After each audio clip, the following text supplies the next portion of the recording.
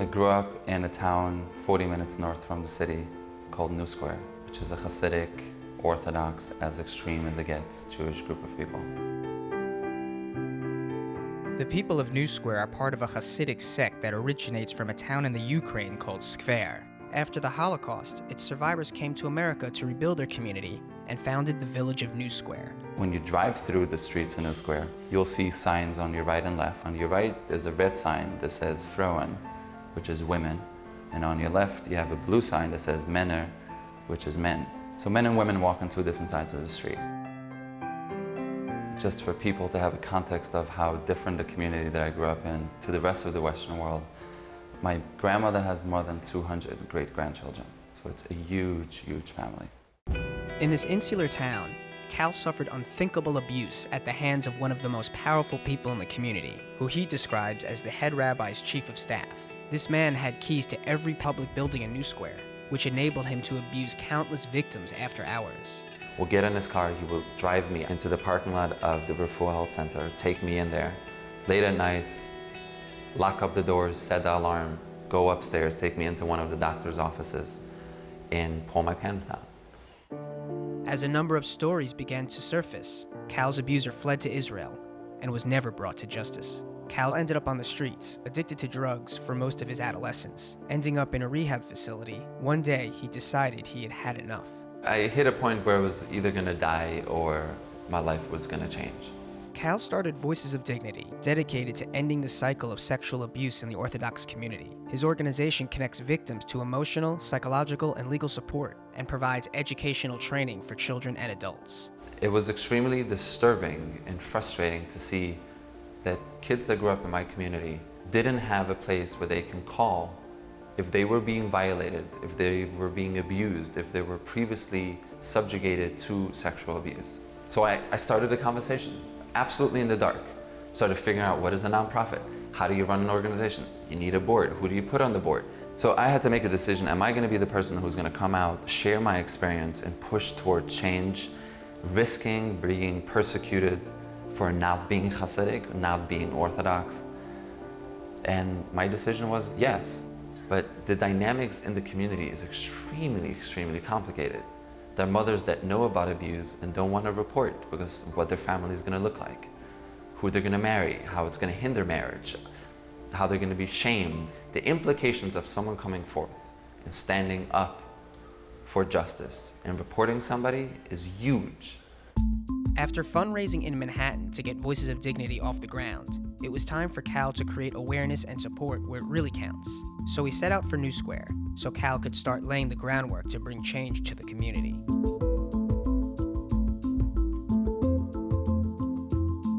New Square is run by what is called the VOD, the committee that makes all the decisions and handles the security of the town. They take extreme measures to separate themselves from the outside world for fear that it will endanger their traditional way of life. So it's extremely rare that cameras ever make it into the community. People are stopping and looking and trying to figure out what's going on. Very soon they might just call it into the radio and like have us stopped and interrogated. Shalom. Yeah. How are you? Baruch Baruch Hashem. How are you? If there's one person that you don't want to see, that would be him. He's kind of known in the community as the snitch, or like the messenger, the one that executes some of the dirty work. Be interesting to see what happens. While Kal has been soliciting support for Voices of Dignity, he has yet to gain the support of his parents, which he needs more than anything in order to make a difference in New Square. I never had a sit-down conversation with my mother and father and talk openly about abuse. There's an incredible beauty to Square. And there's a beautiful element around the Rebbe and around the tradition, around like the Chassidut, like of the singing and the family life. But then there's a whole nother element that is not introduced to the community because it's so sheltered. What was your experience when you found out that I was sexually abused?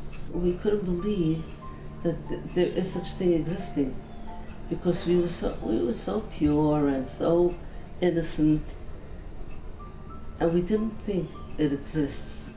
I definitely felt like this is unbelievable. Like when I think back, when people are like, why didn't you share it with your parents? Like, why didn't anyone know? Like, because quite frankly, like, home wasn't really a place where I felt comfortable coming home to. Just the thought of coming to an authority figure, not only would I not be believed, I would be the one who would be punished. Anything associated with sexuality is just repressed. Men and women walk to different sides of the street. Men can't look at women until the day they get married. This is not a culture yet where if somebody's being abused outside of the home, that they can come home and talk about it. Or if somebody's being abused at home, that they can go out and talk about it and know they're safe. Think of the weight of abuse on a child and being terrified to talk about it, not knowing where to place it. The magnitude of the effects of sexual abuse goes beyond what you can imagine. I sit with people where like there is not a happy moment in their existence, but for some reason there is this mentality of like, if we don't talk about it, the problem doesn't exist. Because I know people in Square who for years abuse kids, and I speak to their victims that have left Square and they still walk around, they still live here. Where is the responsibility of the community? How can we look at the whole issue of sexual abuse and deal with it in a way where we really are changing culture? We're changing the next generation growing up in a safer world. After an hour of presenting his case, Kal's mom agreed to host meetings for mothers to learn how to identify signs of sexual abuse, an opportunity that she unfortunately never had while Kal was growing up. I felt very proud that I could share something that I can do for you as my child and for the community. And that's what mothers need to know, that it's doable. And with you and I, the people that have survived it and are courageous enough to come back, to end the cycle, they're literally building a new world. After a successful meeting with his parents, Kal wanted to show us around his hometown to revisit some of his childhood memories. Sure. Yes? Yes. What is this? A show. What's your name? My name? Holczler. The funny thing is they're all looking at me and they can't even figure out that I actually grew up just like them, dressed like them, grew up in the same community, speaking the same language. Oh, that? It's a mic. I definitely feel like an other. Like, I know how they view me as different than them, so there's that distance a little bit. As we continued to explore New Square, we noticed a car trailing behind us. We being followed? I don't think so. Well, we're working here with Kal, who's from New Square, and we went to his mother's house and we're doing How you doing? astrology. Hey, what's up, Holly? How are you? Good. What's the pictures? Were you sent to check up on us? Just checking, you know, they called, they're nervous, so. Who called?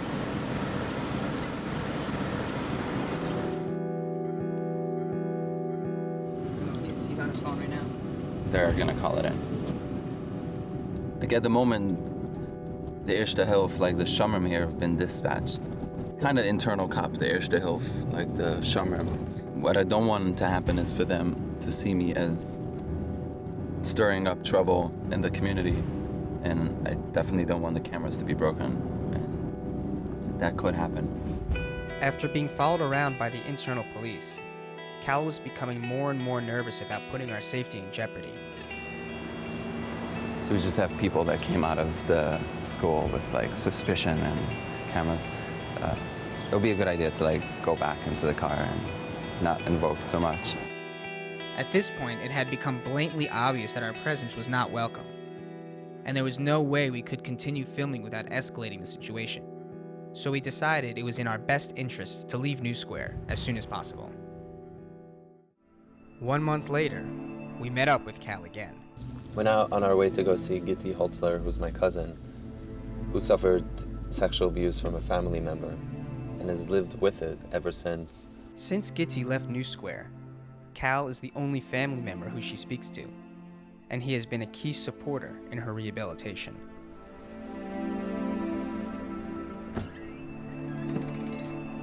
Hello. Hi there. How are you?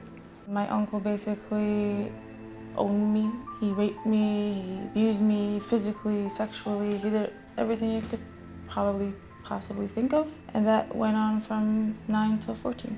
Gitti came forward with her story at age 25 to the Rockland County Sheriff's Office. When I started talking about it in public, he actually threatened to kill me. And I know for a fact he has a gun on him, not licensed. The authorities that I've gone to have not been able to do anything. As is the case with many victims in New Square, the statute of limitations has passed. The statute states that victims of sexual abuse have 5 years from the time they turn 18 to press charges. So in Gitti's case, there was nothing the legal authorities could do. I don't wake up a morning without having a really bad nightmare. I'll wake up screaming and like going crazy. Gitti hasn't heard her uncle's voice in over a decade, but she has agreed to have Kal reach out to her abuser so that she can finally have some closure. Have you ever thought of it? Of what? If you saw him, what you would want to tell him? If I would actually want to confront him, what I would want to tell him? Yeah.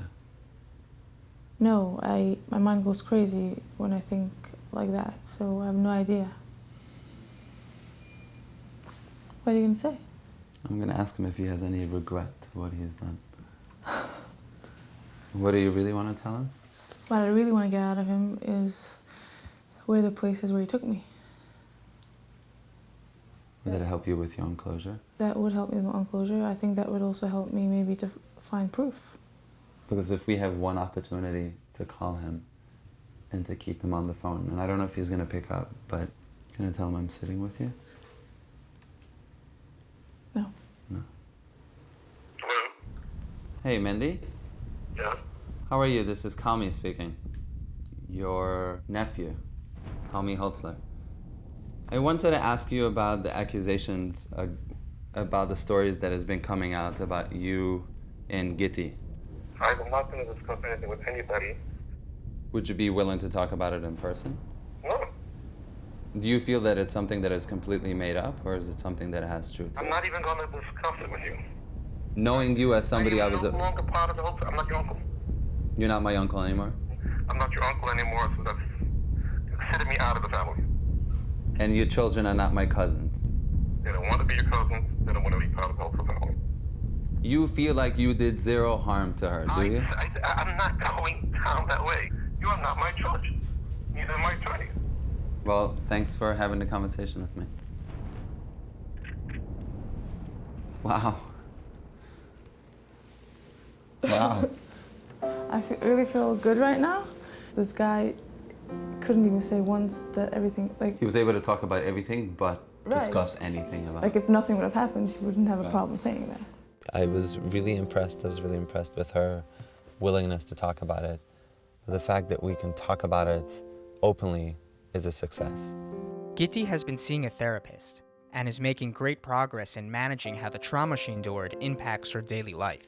Meanwhile, Kal has been moving forward with organizing training sessions for mothers in the Orthodox community. We're inviting 10 to 15 mothers in the community.